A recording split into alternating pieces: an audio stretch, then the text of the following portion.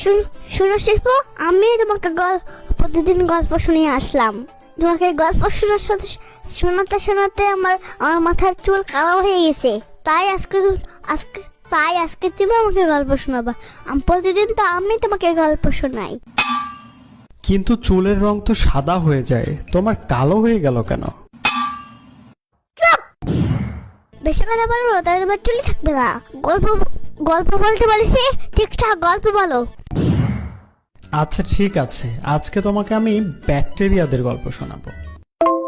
ওকে, শুরু করো। এক দেশে ছিল দুইটা ভয়ঙ্কর ব্যাকটেরিয়া। তোমার মতো?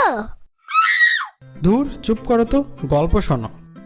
ফাঙ্গালু সর্দার ও গন্ধবাজ ওরা আক্রমণ করে তোমার মতো বাচ্চাদের পায়ে আর জুতায়। ওরা এসে ইয়া বড় বড় কামড় দেয়। আর বললো না, আমার ভয় করে। এত ভয়ঙ্কর গল্প বলো কেন? আমাকে মারার প্ল্যান করছো নাকি? আর গল্প শুনবো না, যাই এখন আমি ঘুমাবো। হ্যাঁ।